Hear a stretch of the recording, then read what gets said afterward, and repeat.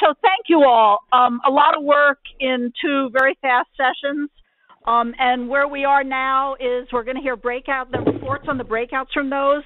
And we have, on the order of a half an hour to do this, and then we're going to have to do a little bit of wrap up about what happens next and what's going on. And so we're going to take these in the order in which they show up. First, the 3 round 1 ones, and the 3 round 2 ones. And I didn't leave the room, but I somehow still ending up doing the summary. So I'm reporting on behalf of the 50K Coalition Group.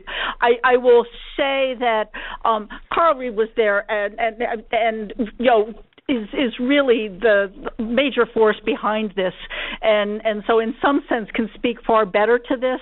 But in sort of looking at it, we said, well, let's have somebody who steps back from a step rather than Carl telling you everything great they're doing, and you're going, yeah, well, okay, fine. So we actually had 3 questions as part of ours. The first was how engineering societies can share effective practices from the initiative. And the short answer to that is it is well in hand. This is absolutely part of the plan for what the coalition is doing. Webinars, organization around action groups in 6 common major agenda topics, and so meetings around those, creating online dashboards. I think one of the things that we didn't use these words, but I think that for all of us to remember that the 50K Coalition is young. It is a work in progress. It's had some really major successes, especially in funding, but there's still many, many things that can be done, and they're in progress. But the first one, absolutely part of the plan. Second, I think this is, okay, we got a mistyping here. The second question was supposed to be how can more societies get involved in the initiative? And there are 11 universities now. There are some societies associated. It's a scaling up question, and so I think the immediate answer is not yet. Not quite ready. There are things that have to be done. There are issues of resources. There's some data reconciliation things that really that the coalition needs to get its heads wrapped around. But also discussions about different models, mutually collective impact models that rely on saying we all have common goals. It's less reliant on being a member or not of the coalition. And so really trying to leverage what's going on as the coalition works towards the capacity to say, okay, we're ready for next, we're going to take in new members. And then the last question, which seems to be up here twice, framework for setting targets for the number of female and underrepresented minority faculty. Probably not integral in the sense that it is something that is hoped to come out of this, but not integral at this point for the coalition.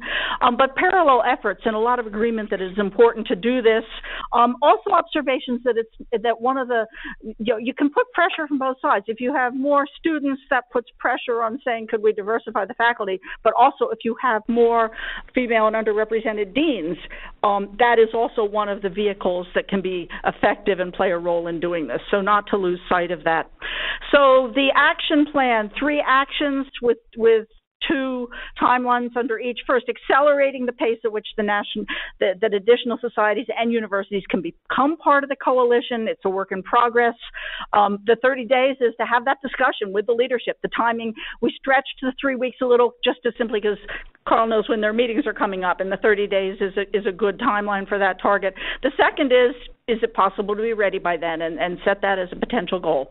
Second action, for societies to get the word out, both towards potentially becoming members in the future, but also towards saying, where are our mutual shared goals that we could be working with in whatever context, just to make sure that we're knitting together more of the efforts. 30 days, and probably sooner than that, Carl's going to make sure that the coalition white paper is sent out to the societies so that there's some who hadn't heard about it. This is the first meeting they've heard about it. So this awareness raising, get that started immediately. And then in 6 months, within that 6 months following that, for the societies to take on. So we're going to discuss this within our society to say, how does this relate to who we are, what we do, our goals, what do we want to be working towards in this area? And then action 3, which was, let's set a target for number of female and underrepresented minority faculty. The question is, who does this? How does that get done? There are some, WEPAN has a goal, but we'll say that it's not a real well-grounded goal, so can there be a community-wide? So figuring out what is that community, who are the relevant organizations, who should be feeding into these discussions about how do we build a process to get a baseline where we are now, and then develop a target that is both bold and realistic, including ownership of that target. So how's that, who's going to pay attention to this, track this, monitor this, nudge people and everything.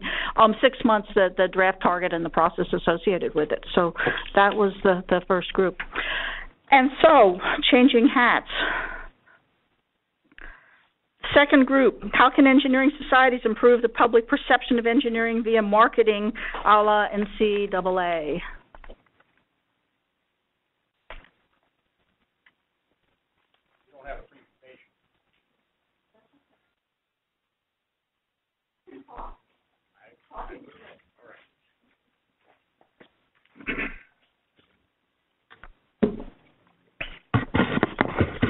So we had a number of different outcomes in our discussion. This whole issue revolves around the fact that as engineering entities, we don't do such a good job at marketing even the great things that amongst which we do. You all heard Daryl Pines give the talk this morning, and he discussed the fact that there was a large design competition ongoing even right now, and I'm sure that not everybody in this room knew about it, but definitely folk outside of this audience probably don't know about it that much as well. And so the question is, how do we develop mechanisms to kind of highlight what we do and thereby highlight the profession and make the profession more well known? So one of the outcomes here is to create a depository for information that actually highlights what's being done not only at the universities but also to highlight entities going on at the individual societies. We think societies are the best entity for these kinds of large-scale endeavors, primarily because societies tend to run across many different schools and many different disciplines. Okay? The second one here is the development of what we call a large set of goals or big ideas that universities, societies, and the like can all work together on.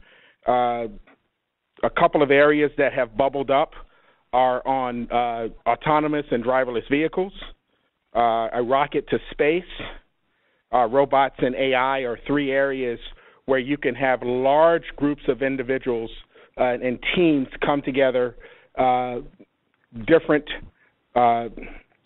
societies can sponsor or can have an aspect or can run a specific project, and thereby creating almost like a conference-like effect. And then these entities can then bubble up to a national project with a national outcome. The third item here is teaming up with experts in marketing. Many of the different engineering disciplines have outcomes, have projects. These tend to be narrowly focused in their discipline, and they tend to miss the overall outcome, and so which is promoting the profession. So if we brought our group or a consortia of societies together, got marketing help for that society, right, and then have that marketing entity promote the field in a broader sense, that would kind of expand or extend the discipline in that way. And then finally, the last item here is to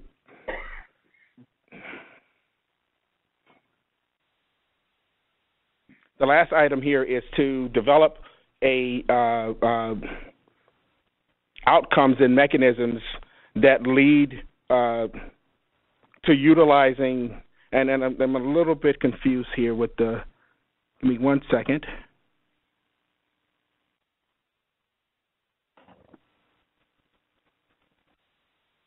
The last one here is to develop a consortium or a group around the definition of the engineering discipline. You also saw this in Daryl's talk.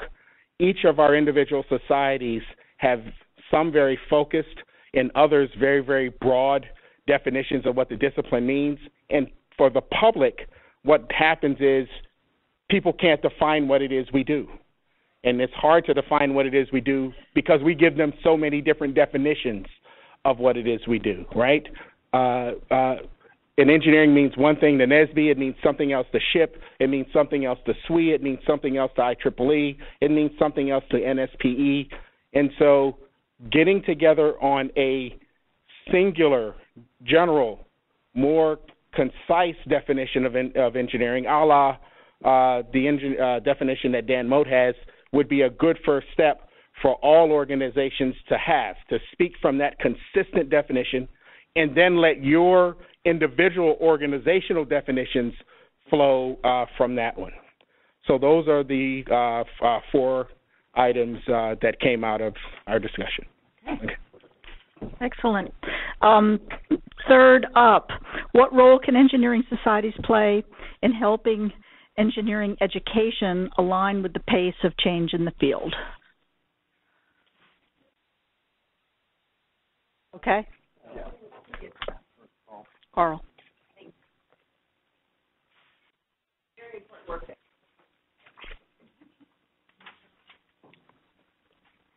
Because I can't do it justice up here. So we had a really nice discussion in our small little groups on how societies can help keep engineering education up with the pace of change in industry. And one of the core principles we all discussed was that it is nearly impossible to try and get the information from industry into the curriculum and then to the students. And so there's an opportunity there for the societies to be directly providing that information on the pace of change, and there are a few different ways that that could be achieved through engineering education. The first being a virtual society fair. Have any of you participated in a virtual career fair?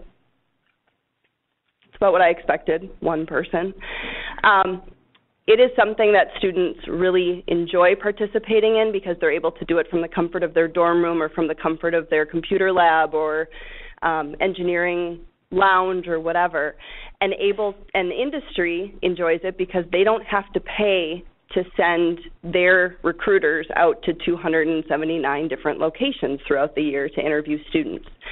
And there is an opportunity there to do the same kind of thing with a society, or with this society, is targeting in one society fair faculty, so faculty know what engineering societies are out there and what resources are out there for faculty, and then one for targeting students to let them know what engineering societies are out there, both for them as students and then as they develop professionally and graduate and move on with their careers. A second item we discussed was from a society perspective, the need for engineering educators to inform their students about what's out there. A lot of engineering educators and professors encourage their students to be members of technical societies, but not necessarily discuss the professional societies that are also out there, which are important to their practice and their continued learning, and also provide insight on what is changing in the profession and in the field, both as it relates specific to their practice through the technical societies and then as it relates overall to the practice of engineering. Another item that we think would be really helpful in keeping engineering education to pace with industry, or at least bridging some of that gap, would be a central clearinghouse. And it's been talked about generally, but we talked about it in specific areas. A web-based system targeted to faculty with portions targeted to students, but targeted to faculty with really 3 major breakdowns. The first being student competitions. This would be an opportunity where design competitions of technical societies could all be placed so that faculty could go and see what different opportunities were available for their students to participate in. There could be a session on essay, vlog, blog competitions that societies have throughout the year, both scholarship as well as cash prizes or other opportunities. And then also K through 12 competitions where societies are looking for undergraduates to volunteer as mentors, as graders, as testers, those kinds of things, and those types of opportunities. The second area would be education that technical and professional societies provide. One being webinars for faculty, either to teach them about what an organization does, what it has to offer, or from technical societies on specific topic areas. AICHE has a program that they've invested in related to delivery of webinars, and SPE as a program. There's an opportunity there to move and really collaborate on getting the word out and getting these communications out. A second subset in there would be webinars for faculty to use in their classrooms to show students what the pace of technology is. And then the third would be undergraduate teaching modules, so actual materials that a professor could take and use in their classroom, whether it be a PowerPoint deck or teaching related to ethics, Socratic method questioning, those kinds of things that could be kind of off the shelf with some class time, but would be mostly prepared teaching materials. And then the third area of this clearinghouse website that we envision being created, which would be amazing, would be conferences, so that the technical societies can provide information on student scholarships that are available for students or faculty to attend these types of conferences, technical conferences or professional conferences, conferences that are targeted specifically at students, getting the students together, and then also national society conferences where students are invited to attend. Perhaps there's a technical society or professional society conference that happens every year, but it's not specifically targeted to students, but students are invited and faculty are invited to attend for networking opportunities. So that was another area. There was some discussion. There are 2 pages of notes, so I'm not going to read them all to you, and I'm getting a timeout. But some mentioned the use of engineering bodies of knowledge. Although those are out there and they're interesting, they're on 6 to 8 year time cycles to be updated, and it's really difficult to say that that's keeping up with the pace of change, considering how quickly we're actually seeing changes in the field of engineering and industry. So thank you very much. Thank you. Cody, would you please email your notes to Carl? No, that's a prize. They're legible. Mine aren't. So. Okay. From the second round, what role can engineering societies play in influencing the criteria for faculty success, including promotion, tenure, and recognition?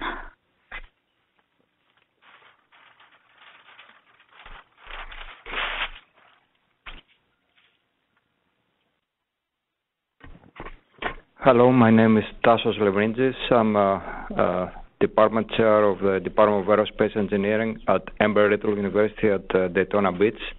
I'm also the Chair of the Aerospace Engineering Chairs Association. So, reporting back to this group, and I apologize in advance if I miss or mispresent something.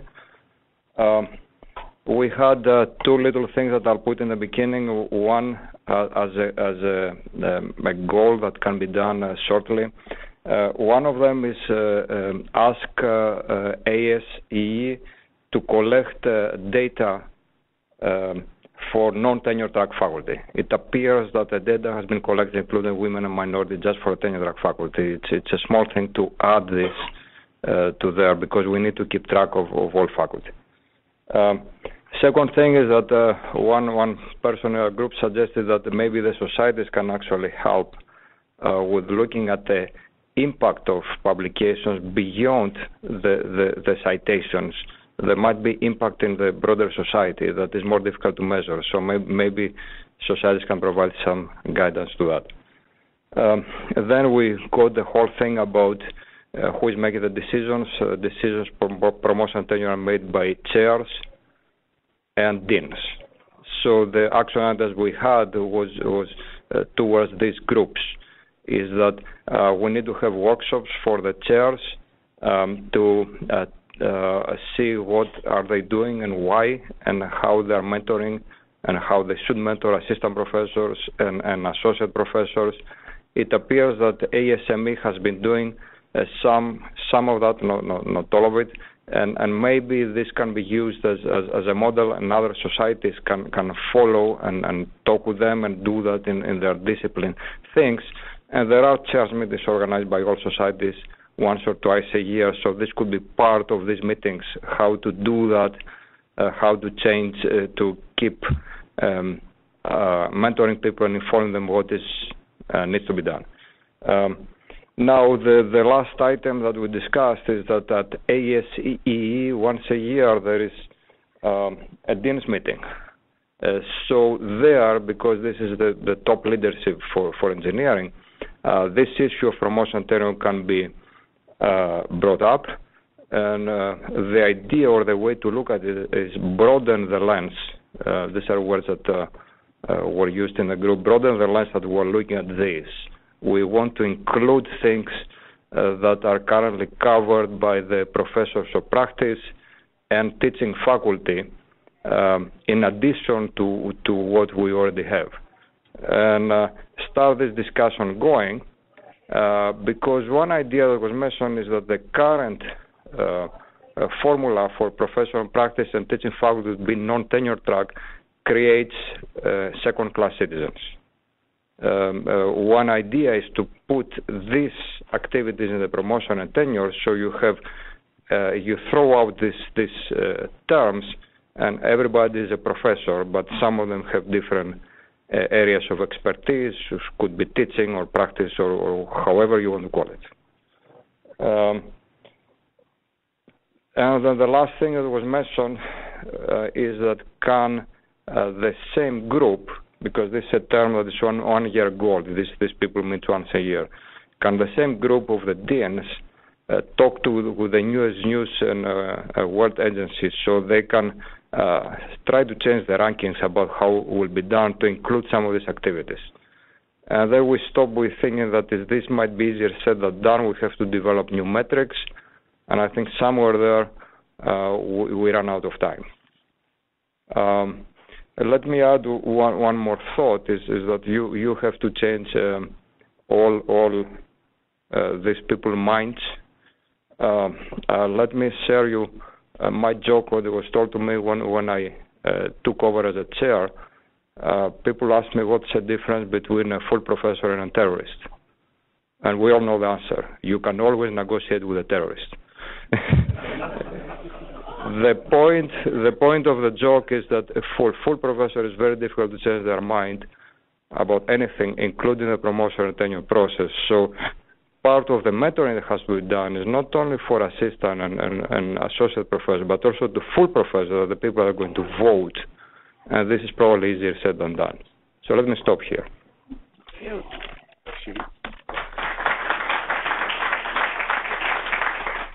Okay. Number 5, how can engineering societies undertake joint projects and design competitions using the Grand Challenges framework? Hey, good morning, everyone. Again, my name's Bert Dicht from IEEE. This is a really important topic, and we had a really great, enthusiastic team, but we also thought we needed to bring in a consultant. So just wanted to show you who we brought in. So it looks like everyone's paying attention. Great. He provided what can I say, Jim? Keep the day job, okay? But it's a really, really interesting topic. And before we got into looking at our timeline, we decided to discuss some of the issues associated with trying to do a joint competition or joint challenge. Number one, obviously staff and volunteer bandwidth. This is going to take some effort from all of us if we're going to make this happen, and we'll need to balance that out. We also need to engage industry to be part of this, and so working on a plan to do that will be a priority. We also wanted to, there was a big discussion about top-down or bottom-up and how you handle this, how do we approach the start of this. And we realized if we're going to get society buy-in, we need to start at the top, meaning volunteers, staff, especially if you're talking about time and investment, money, and so on. But we are going to absolutely involve all the stakeholders as this is developed, meaning the professors, meaning the students, and so on in industry. We also discussed looking at existing competitions like the P3 competition as an example. Can existing competitions be possibly repackaged and use that type of thing instead of trying to create a whole new type of competition. So that's one of the things we'll be doing. We also want to engage other discipline associations, meaning maybe law, business, medicine. This isn't just interdisciplinary within engineering. Can we involve other aspects and other disciplines? And possibly can these projects or competitions align with capstone projects? So those were just some framing issues that we had. In terms of our timeline, we're going to take a lead from Leia's group, and we adjusted our timeline a little bit to possibly 3 to 6 weeks, just because there's so many things we might want to take a look at. But AAES has agreed to serve as a facilitator to try to bring the societies together. They're also going to work to curate existing society competitions. I know we're doing a lot of things out there, and maybe create an initial database. So that could help us and get some initial buy-in for the plan. We had, again, a great group. So you see the list of these societies that have expressed initial interest. So everybody there that's listed has expressed interest, and they didn't commit to anything. No one said, well, you're on the hook for anything. This is just initial interest.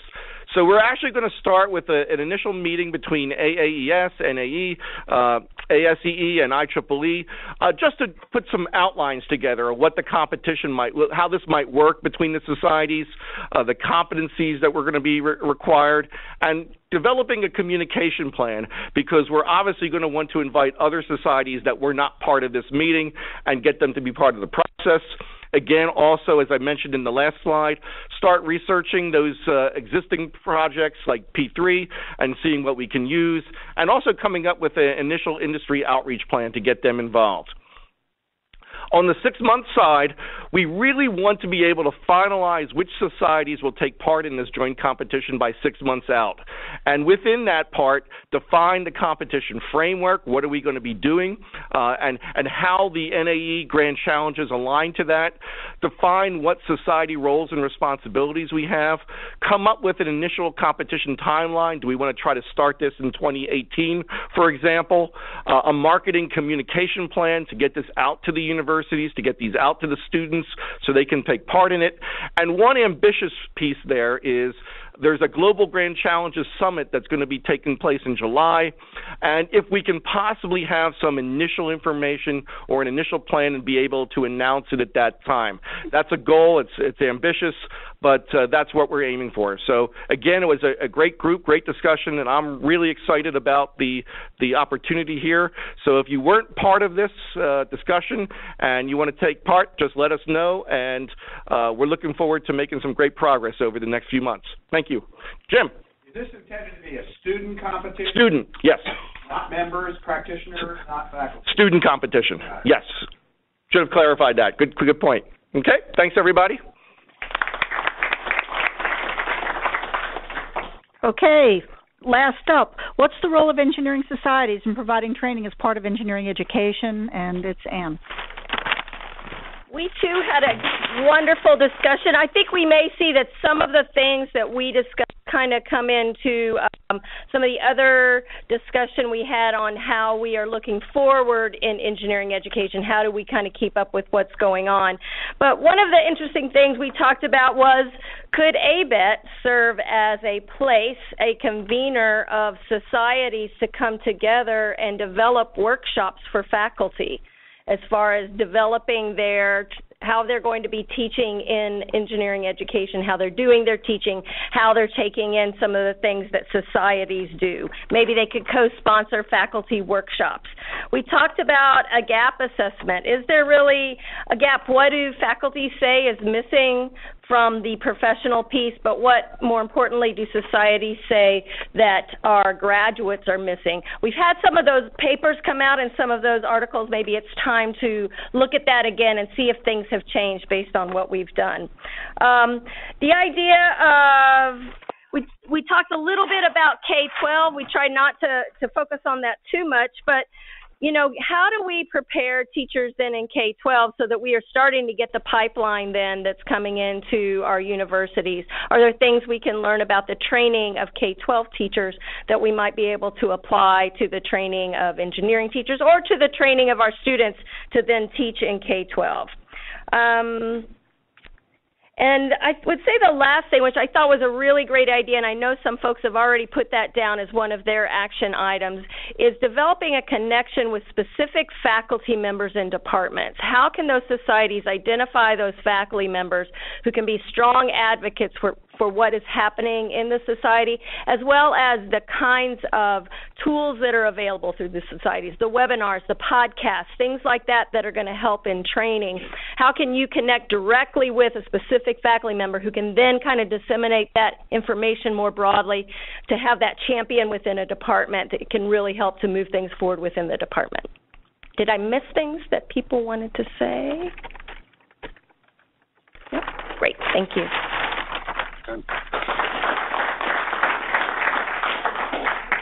You can now stand in the back like I did before.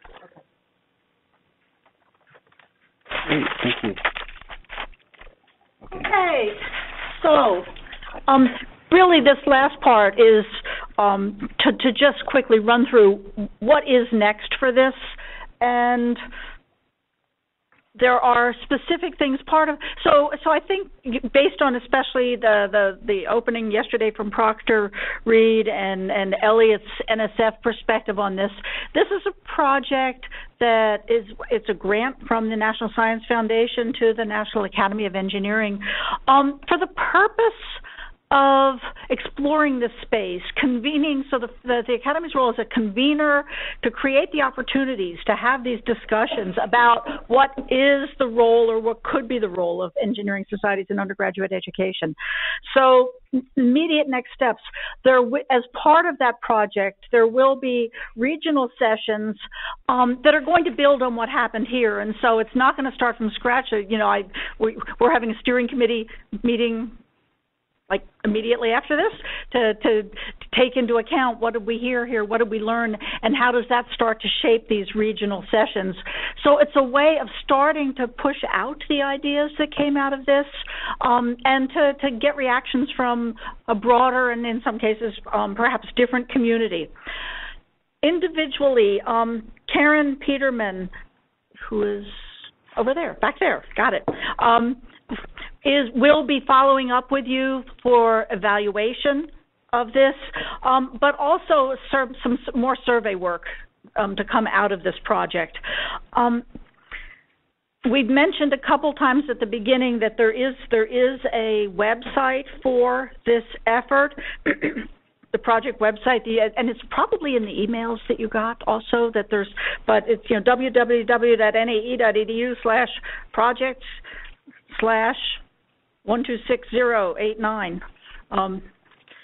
and the material, some of the material, the survey responses, the analysis of the survey, the pre-workshop survey is already up there. As we noted, a summary of the literature search, the web page analyses will be going up there within the month, but also the presentations and the material. So from Daryl Pines' presentation plenary this morning, those slides and the video of that will be available, because I think I've heard people asking, can we get a copy of his presentation? That will be posted on the website.